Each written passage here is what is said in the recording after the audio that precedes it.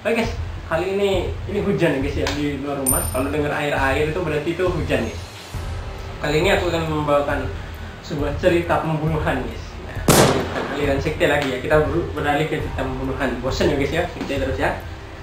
Ini aku ada satu pembunuh paling kejam nih guys. Ini katanya kalau aku dikutip dari internet ya guys ya. Ini pembunuhnya dijuluki sang badut pembunuh. Nah, jadi dia itu mungkin jadi badut terus bunuh orang guys. Nah, namanya adalah John Wayne Gacy. John Wayne Gacy, seorang pemerkosa dan pembunuh setidaknya 33 remaja dan anak laki-laki di Amerika Serikat pada sekitar tahun 1972 hingga 1978. Dan dia lahir di Chicago, Illinois, Amerika. Dan anaknya ada dua, yaitu Michael Gacy dan Christine Gacy. Nah, pasangannya, dia mempunyai dua pasangan guys, Carol Hoff dan Marilyn Myers. Kalau aku ada gambarnya nanti tak jelasin di sini ya guys ya. Nah, langsung saja ke ya guys ya, ke ceritanya. Nah, kita pasti ya guys, kan dia kan seorang badut. Kita pasti mengenal istilah fobia gitu guys ya, kayak kalian fobia ke lubang-lubang kecil itu tripofobia. Nah, ini adalah kalau takut sama badut ini adalah coulrophobia ya, ketakutan terhadap badut guys. Nah, siapa nih? John Wayne Gacy ini guys, dikira menjadi seorang badut. Ini membunuh orang-orang bagaikan di film kayak dulu guys, film Pennywise. Pennywise tahu kan kalian ya. Terus ayahnya ini bernama John Stanley Gacy, adalah veteran perang dunia I yang bekerja sebagai mekanik mobil. Nah, dia mendidik Gacy, si pembunuhnya ini ya guys, dengan teramat keras guys. Jadi bapaknya ini didik anaknya tuh keras guys. Dia meskipun dia veteran ya, harusnya kan ya zaman dulu ya guys ya, harusnya kan jangan gitulah. Nah, si ayahnya ini, si John ini pecandu banget sama alkohol guys, jadi sering mabuk ya guys. Nah, si Gacy ini pernah dipukuli memakai sabuk celana karena mengacau penataan onderdil di bengkel. Dalam kesempatan lain, ia dicambuk dengan sabuk menajam pisau cukur usai dituduh melecehkan anak perempuan tetangganya. Dan kerap pula ayahnya mengamuk tanpa alasan yang jelas. Dan Gacy pernah dihajar dengan menggunakan sapu sampai pingsan. Siksaan secara mental juga datang melalui ujaran negatif. Dan Gacy dilabeli sebagai anak bodoh yang tidak pernah lebih baik ketimbang dua saudara perempuannya. Suatu kali Gacy mencuri mainan truk dari toko tetangga, ayahnya tahu dan menghajarnya dengan sabuk celana itu guys. Jadi dia tuh mencuri, digebuki gitu guys ya, peras guys memang ya kalau tentara ya. Dan si ibunya ini selalu menghentikan ketika bapaknya itu guys melakukan tindakan kayak gitu ya guys ya. Dan si Gacy ini dijuluki anak mami atau banci karena mungkin berlindungnya di ibunya ya guys ya, namanya anak laki ya guys ya. Dan lingkungan rumah dan sekolah Gacy dipenuhi para pelaku perisakan atau apa ya. Gacy juga pernah jadi korban pelecehan seksual oleh seorang anggota keluarga temannya. Pengalaman ini ia rahasiakan dari orang tuanya karena takut dimarahi ayahnya guys. Dan masa remaja yang dijalani Gacy ini pada pertengahan 1960-an hidupnya mulai stabil dan ia tinggal di Waterloo sambil menangani beberapa restoran cepat saji, menikah muda dan punya anak. Namun di balik topeng kestabilannya yang hidup, Gacy punya wajah lain. Dia memakai narkoba. Di ruang bawah tanah rumahnya, dia kerap mengajak pekerja restoran untuk minum-minum. Di sana Gacy menggoda mereka. Di titik ini terlihat bahwa orientasi seksual Gacy adalah gay atau biseksual. Nah, jadi itu dia tuh ya guys, sambil kipas, penyuka sesama jenis guys. Nah, Di sana pula Gacy melanggar batas dan pada tahun 1968 dia didakwa melakukan sodomi pada 2 remaja laki-laki dan dihukum 10 tahun penjara. Dan baru 18 bulan menjalani hukuman, Gacy mendapat pembebasan bersyarat dengan masa percobaan selama 21 bulan. Syaratnya itu guys, ia kembali ke Chicago untuk tinggal bersama ibunya. Gacy lantas membeli sebuah rumah di daerah Northwood Park Township dengan bantuan ibunya. Di tempat inilah ia melakukan aksi pelecehan seksual hingga pembunuhan terhadap hampir 30-an orang. Semua dilakukan secara rapi sembari bersikap normal di luar ya. Habis membunuh, dia tuh sikapnya ya biasa aja, kayak nggak punya salah, dia malah pembunuh ya biasa senyum-senyum apa gitu. Nah, dan Gacy memulai profesi sebagai penyedia jasa pengecatan, dekorasi, dan perawatan rumah pada awal 1970-an. Ia menampilkan diri sebagai warga negara dan anggota komunitas lokal yang baik. Ia aktif dalam kegiatan yang sifatnya publik termasuk menyelenggarakan pesta jelang musim panas tahunan pada 1974. Oh, jadi aktif dia, si Gacy ini aktif banget. Nah,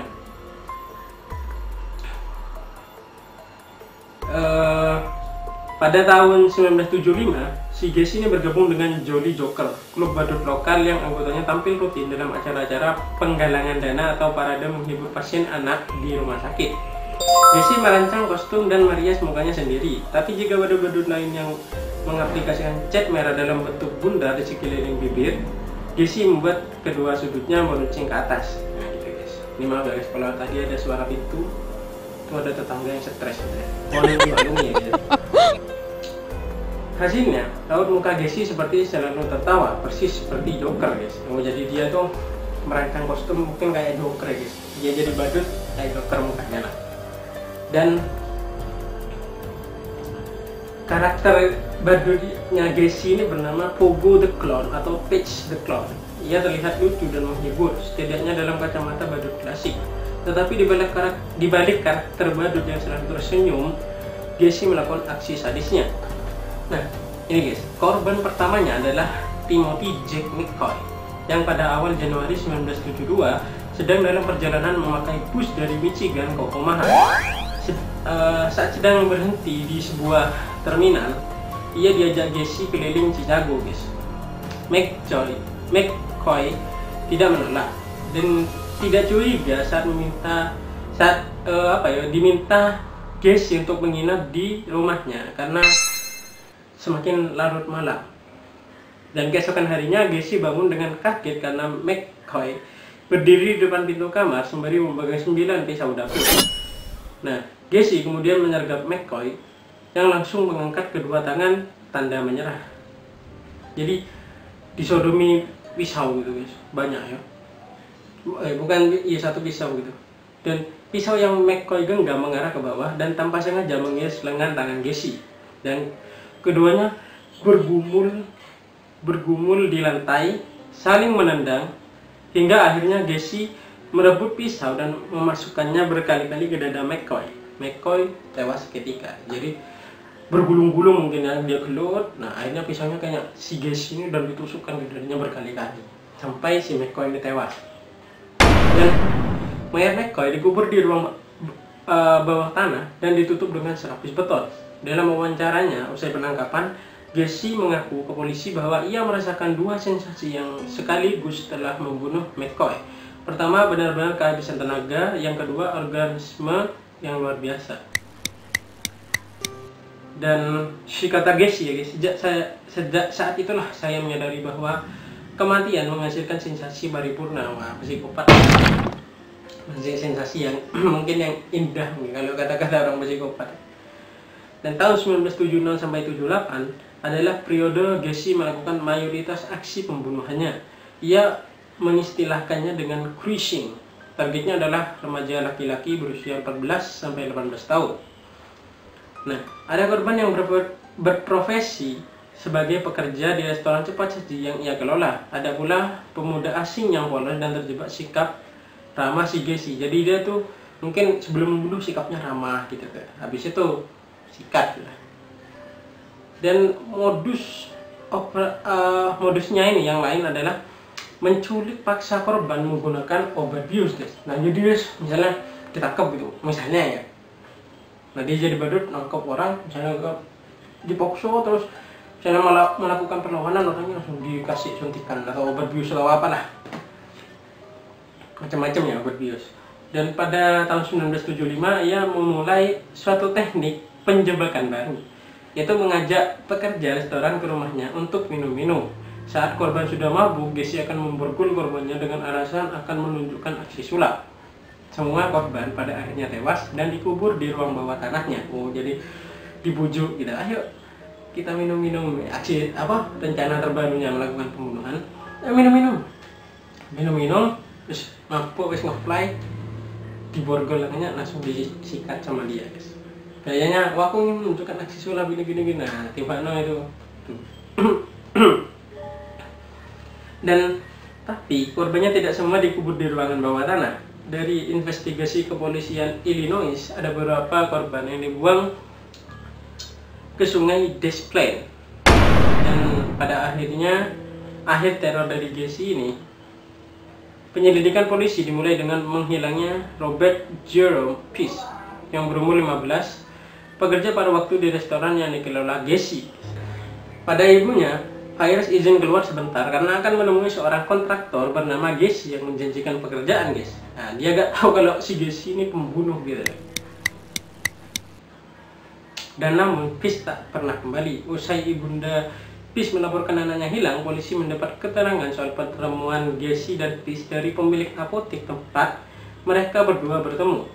Mereka pun segera meminta keterangan Gessi yang berkali-kali mengelak terlibat atas hilangnya Peace. Jadi si Gessi ini ngelak. Polisi kemudian mendapatkan izin pengadilan untuk menggeledah rumah Gessi dan menemukan barang-barang mencurigakan. Ada baju yang terlalu kecil untuk ukuran Gessi, buku soal homoseksual dan pedofilia, kartu-kartu SIM, borgol, alat suntik, dan semacamnya ya gitu. Dan sementara polisi melanjutkan pemeriksaan intensif. Gessi masuk pengawasan sejumlah detektif. Gessi berupaya merebut hati para detektif dengan mengajak mereka makan-makan, minum sambil menegaskan bahwa dirinya tidak tahu apa-apa. Jadi Ben ketangkep gitu. Dia gayanya ayo baik-baik gitu, berpura baik. Dan proses penyelidikan yang panjang membuat Gessi kelelahan, dan setelah temuan baru mengaitkannya dirinya dengan kasus hilangnya belasan pemuda termasuk si Peace, Gessi akhirnya mengaku bersalah. Ia menyatakan telah melakukan penculikan dan pembantaian terhadap 30 orang, guys. Kemudian satu tim polisi bersenjata lengkap disertai tim forensik meluncur ke rumah Gessi. Ruang bawah tanahnya agak kebanjiran air, tapi tim tidak kesulitan untuk menggali tanah hingga akhirnya menemukan potongan daging busuk dan tulang tangan manusia. Mayat Peace termasuk yang dibuang ke sungai bersama 4 korban lainnya. Sisanya ditemukan di ruang bawah tanah atau garasi rumah Gessi di Northward Park Township. Usai rata-rata korban umurnya antara 14 sampai 19 tahun. Totalnya 33, tapi yang bisa diidentifikasi cuma 27. Pada saat penangkapan, Gessi mengklaim total korban sebenarnya 45 dan tidak mau menyebutkan di mana saja sisa mayat yang dikuburnya.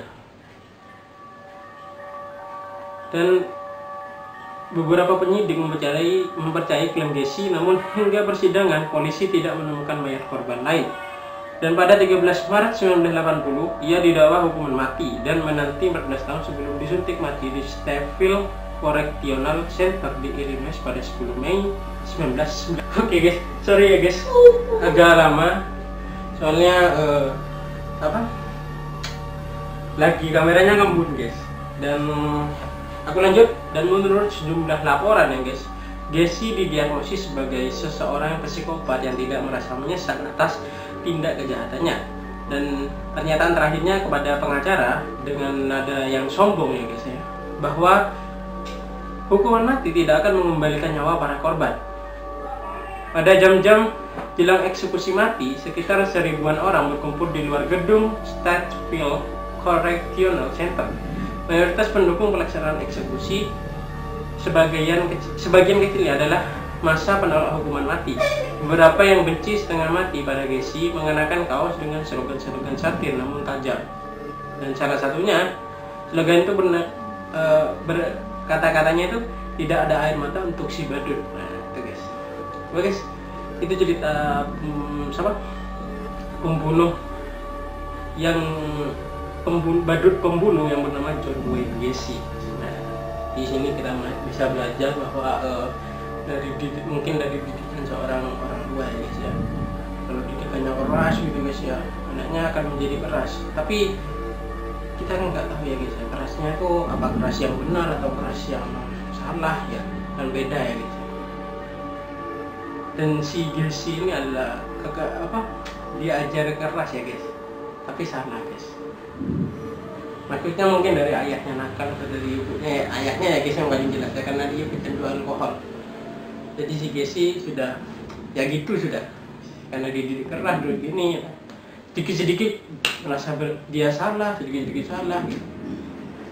Oke guys, kita bisa belajari pokoknya dari didikan orang tua kita tuh bisa menjadi apa ya, manusia ya atau anak atau orang yang lebih baik. Oke, itu guys mungkin ya, kalau nggak masuk bisa dirubah-rubah kata-kata gue. Oke guys, sekian dulu video kali ini guys, dan sampai jumpa di cerita berikutnya yang lebih nyeram lagi. Oke, saya tunggu dari vlog. Wassalamualaikum warahmatullahi wabarakatuh guys, bye bye.